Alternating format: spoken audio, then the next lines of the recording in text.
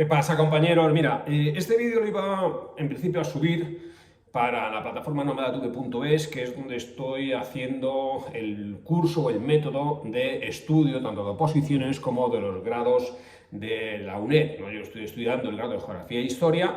Yo saqué registros en su momento con el número 1 de mi promoción hace 20 años, después llevaba mucho tiempo sin estudiar para un examen, después me matriculé el año pasado en el grado de Geografía e Historia y me está yendo la carrera bastante bien, porque saqué de las asignaturas que me presenté de primer cuatrimestre notables y sobresalientes, ¿no? O sea que el método de estudio que yo utilizo funciona, sigue funcionando para oposiciones, para cualquier asignatura que tengas que leer un texto y comprenderlo. Pero la verdad es que he decidido poner este vídeo en abierto porque, primero, os quiero comentar algo que he encontrado en el libro de historia medieval, para aquellos que estéis estudiando el grado de historia, que me va a servir como perfecto ejemplo de cómo tiene que ser el estudio. El estudio tiene que ser siempre crítico, el estudio tiene que intentar comprender para poder memorizar y tiene que detectar aquellos fallos, aquellas inconsistencias que nos podemos encontrar, porque eso existe. O sea, los textos no son todos perfectos. En la medida en que nosotros seamos capaces de introducirnos en la materia y detectar cuáles serían las incongruencias, las lagunas, las ausencias, eso nos va a garantizar que si nosotros profundizamos en ello, deslumbremos al tribunal, tanto de oposiciones como de la carrera, en la universidad. Ya os he dicho en el método, lo he explicado una y otra vez, que las oposiciones son diferentes al grado de universidad, no en cuanto al sistema de estudio, olvidaos de, bueno, ahora lo comentaremos, pero olvidaos de las técnicas de estudio que se intentan vender. Lo importante es que tú entiendas la materia, cualquiera que sea, oposiciones o grado de universidad. ¿Por qué? Porque si tú no comprendes, y si tú no eres un estudiante crítico, es decir, las técnicas de estudio son simplemente herramientas vacías, que como mucho te pueden servir para repetir como un papagayo, y eso no funciona en las oposiciones. Quien te está intentando vender eso como una técnica de estudio para aprobar oposiciones, no ha aprobado jamás unas oposiciones. Es decir, vosotros, si estáis interesados en las técnicas para aprobar oposiciones, en las técnicas de estudio, exigid que por lo menos las personas que os pretenden vender algo, hayan demostrado aprobar unas oposiciones. Pero ¿qué cojones es eso de que un tío que no ha aprobado o una tía que no ha aprobado nunca unas oposiciones pretende decirte cómo tienes que estudiar unas oposiciones? Olvídate de eso. No te creas que las técnicas de estudio de pura memoria van a servirte para aprobar ningún tipo de oposición. Eso no existe. Tú podrás aplicar técnicas mnemotécnicas para memorizar determinados cosas o determinados artículos, legislación, textos, que tengas que ser literal. Pero lo importante no es eso, lo importante es aprender a estudiar. Lo importante es penetrar en el texto, hacerlo tuyo, y entonces no te preocupes que no se te olvidará jamás, porque aunque no recuerdes la literalidad en un momento determinado, podrás explicarlo de otra forma, y eso es lo esencial. Te lo creas o no, eso es lo verdaderamente esencial.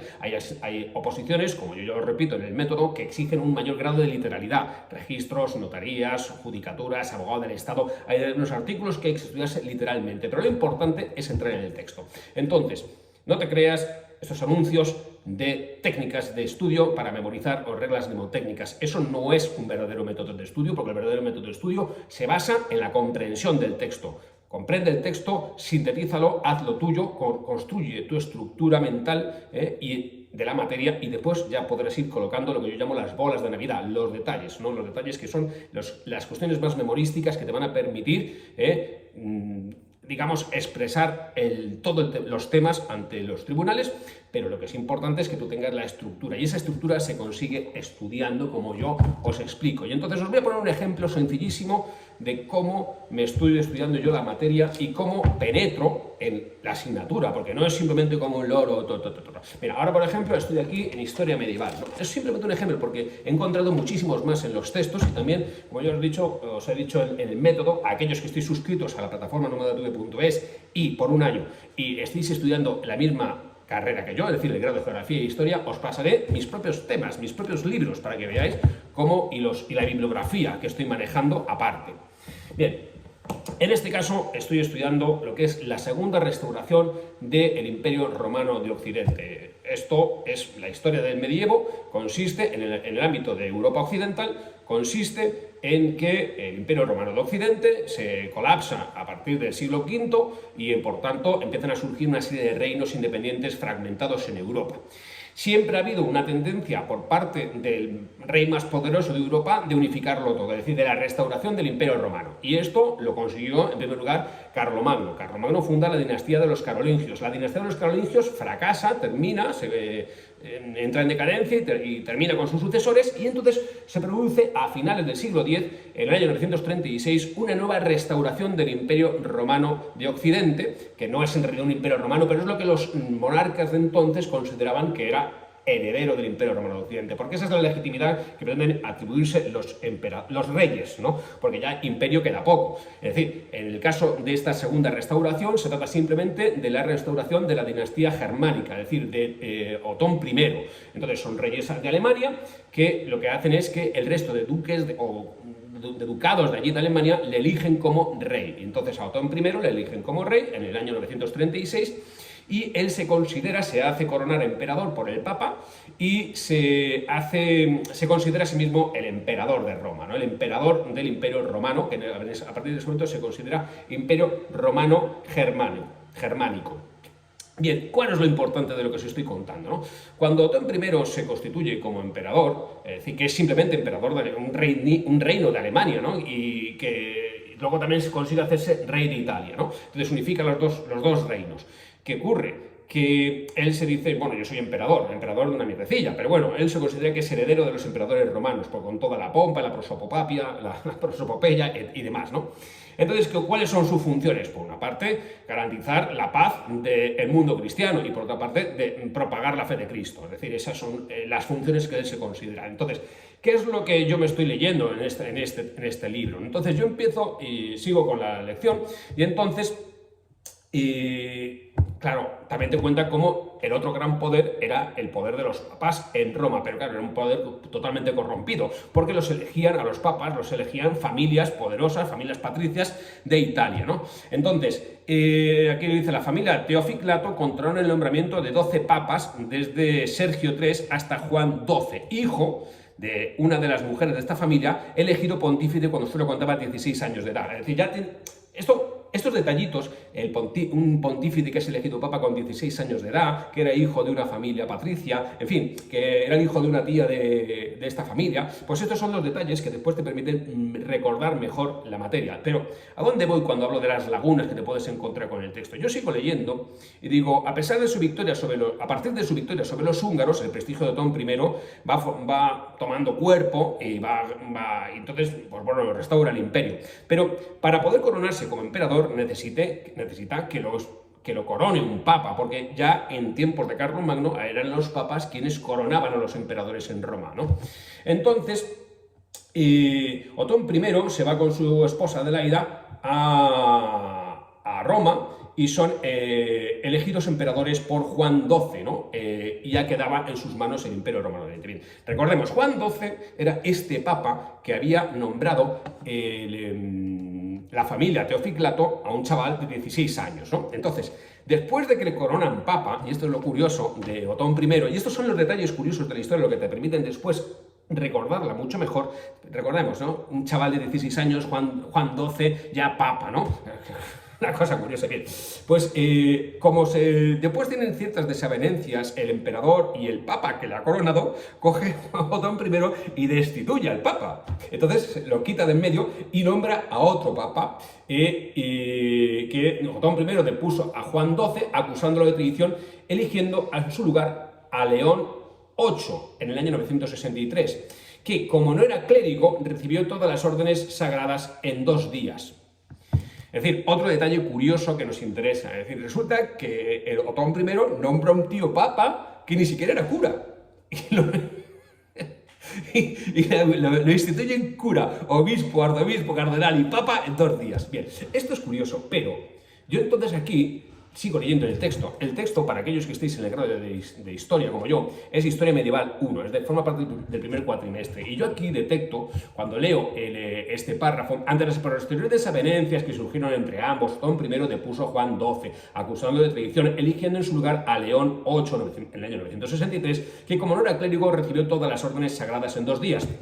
Y continúa el texto diciendo, ojo, Juan XII murió asesinado al año siguiente, sorprendido en la cama por un marido traicionado. Le sucedió Juan XIII. su primo hermano, hijo de otra Teodora, hermana de Marocia, que era la madre de Juan XII. Entonces, aquí, yo como estoy leyendo esto, me doy cuenta de que hay una incongruencia, algo que no se nos está explicando, porque resulta que Otón I, recordemos, el emperador, depone a un papa que se llama Juan XII y nombra a otro papa, que es de su confianza, que le hacen papa en 2 días, que es León VIII. Y el texto sigue diciendo, sin solución de continuidad, Juan XII murió asesinado el año siguiente. O sea, Juan XII de nuevo es papa, como muere asesinado el año siguiente, sorprendido en la cama por un marido traicionado. Bueno, esto es un detalle curioso también. Le sucede Juan XIII. Entonces, ¿qué pasó con León VIII? A esto es a lo que me refiero, ¿no? O sea, aquí este libro, este texto, tiene una incongruencia. Si tú no eres un estudiante atento, esto se te pasa por completo. Entonces, de pronto hay una laguna en la historia que no es que sea esencial. ¿Por qué? Porque lo importante es Otón I, restauración del Imperio Romano de Occidente, en fin, lo importante es la estructura del árbol. Pero yo, que estoy pendiente de lo que estoy leyendo, estoy comprendiendo lo que estoy leyendo, lo estoy haciendo mío, me doy cuenta de que hay una incongruencia en el texto. Y entonces, esto, yo ahora cojo, me voy a Google, busco en Wikipedia León VIII y ya tengo la solución. Y entonces os la voy a contar. ¿Y a esto qué quiere decir? Que tú no puedes leer como un autómata e intentar memorizar lo que pone aquí. Porque eso no te garantiza, no sé si te garantiza el aprobado. Lo que te garantiza es que no te enteras de nada y además que te estás perdiendo la posibilidad de deslumbrar al tribunal con cosas que, si yo tengo la suerte de que en el examen me toque el puto Otón I, no os preocupéis que al tribunal lo voy a dejar flipado, porque esto no está en el libro. Entonces, León VIII, que es el que habían nombrado papa en solo 2 días, ¿no? Bien. Que esto es lo más interesante. Elegido papa, pone la Wikipedia, elegido papa a raíz del sínodo convocado por el emperador Otón I, en el que se le puso a Juan XII. Es decir, Otón I destituye a Juan XII en un sínodo, es decir, no lo destituye entre manos militares, que monta, digamos, el procedimiento burocrático adecuado, convoca un sínodo para destituir al papa. Y era un seglar, es decir, León VIII, no León VIII, era un seglar que recibió las órdenes sagradas en el mismo día de su elección. Es decir, acólito, subdiácono, diácono, presbítero y obíspero. Todo el mismo día, bien. Su pontificado se puede dividir en 2 etapas. La primera, en que ciertos historiadores lo califican como antipapa, abarca desde su coronación, en el año 963, hasta la deposición de Benedicto V en junio de 1964. La segunda etapa se extiende desde esa fecha hasta su muerte y en ella ya sí puede ser considerado el verdadero antipapa. Es decir, todo esto no te lo está constando el libro, lo estoy encontrando yo en la Wikipedia. Es decir, el pontificado de este papa no fue tan fácil, ¿no? En efecto, al ser elegido, su antecesor, el depuesto Juan XII, es decir, el niño de 16 años que había sido nombrado papa, se vio obligado a una huida en la que se llevó el tesoro de la Iglesia, con el que organizó un ejército con el que regresó a Roma en febrero de 964, aprovechando que Otón I había regresado a Alemania. Todo esto no está aquí, está en la Wikipedia y es interesante. Bueno, mirad qué pedazo de gorro me ha traído mi hija. En fin, lo que os estaba contando es que en todos los libros de texto vamos a encontrar siempre lagunas, incongruencias, discordancias, que nosotros podríamos detectar si hacemos un estudio proactivo, es decir, un estudio consciente, si nosotros nos estamos enterando de la historia que nos están contando, si la estamos comprendiendo, no si tratamos de memorizarla como papagayos sin más, porque eso no nos permite detectar estas cosillas. Y estas cosillas son interesantes, ¿por qué? Primero, porque tú te das cuenta de que hay una laguna.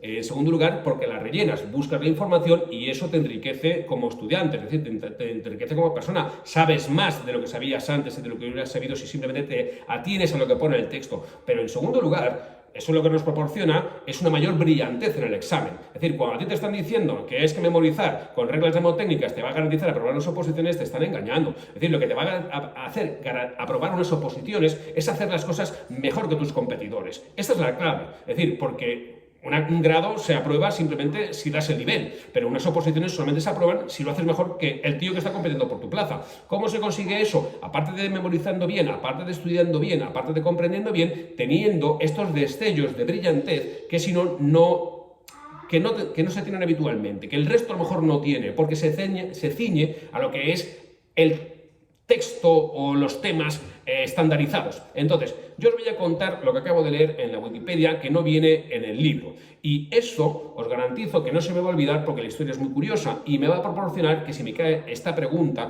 voy a poder deslumbrar al tribunal o al examinador porque le voy a ofrecer cosas que el resto de estudiantes del grado de la UNED no le va a ofrecer, salvo aquellos que estéis viendo este vídeo. Entonces, ¿qué es lo que nos dice el texto y que encuentro en la Wikipedia y que me parece interesantísimo también para comprender estas relaciones de poder de las que nos está hablando el libro sobre el segundo imperio romano de Occidente? Es decir, las relaciones de Otón I, es decir, de los monarcas con el papado. Bueno, y sobre todo cómo era el papado de aquella época, que era una corruptela detrás de otra. Es decir, en primer lugar, el papa que corona a emperador, a Otón I, es Juan XII. Juan XII es un crío de 16 años que lo nombra una familia patricia. Después, el papa se enfada con el emperador, o el emperador con el papa, y el emperador constituye un sínodo, o convoca un sínodo para destituirle, y nombra un tío de su confianza, que no es un chaval de 16 años, pero es un tío que recibe todas las órdenes en 2 días para ser investido papa. ¿Qué ocurre? Juan XII no se conforma, y esto es lo que no pone en el libro, y Juan XII lo que hace es reclutar un ejército con el dinero de la iglesia que se ha llevado y vuelve a Roma cuando Otón I ya se ha ido o se ha vuelto a Alemania.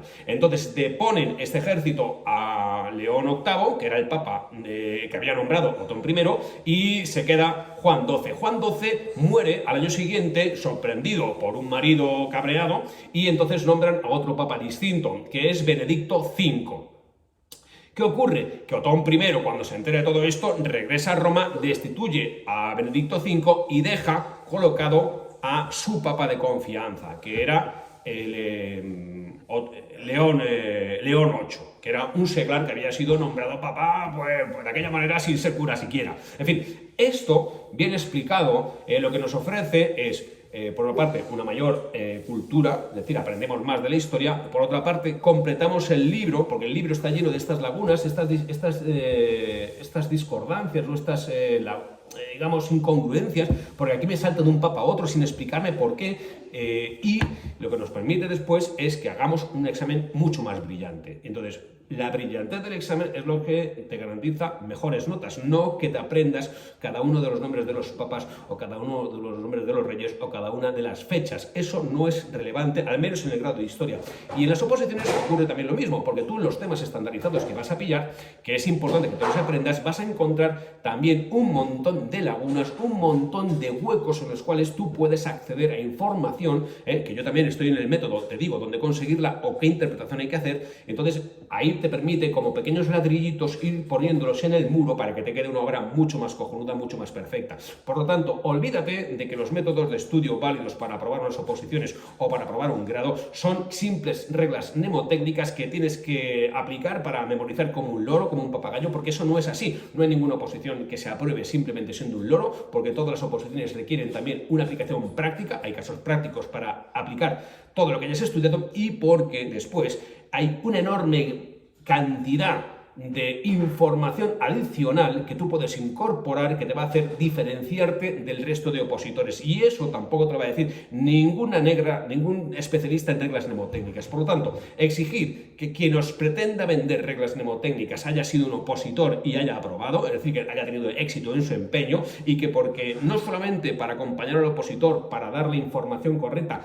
hay que saber aplicar reglas de estudio, sino hay que haber pasado por ello, hay que ser pasado por lo mismo. ¿Por qué? Porque la oposición no solamente es estudiar, la oposición es superar los vaivenes, la oposición es superar las dificultades emocionales que te supone un esfuerzo a tan largo plazo, y eso no se consigue solamente aplicando una regla de estudio, sino eso se consigue acompañando, sabiendo aconsejar a las personas que se encuentran en esa situación tan jodida. Bueno, venga, me voy con mi cría, que me tengo que quitar ya este gorro. Ya sabéis, si queréis el método de estudio, o si estáis estudiando el grado de Geografía e Historia y tenéis interés en mejorar, pues como estoy haciendo yo, como os acabo de demostrar, ya sabéis, nomadatv.es.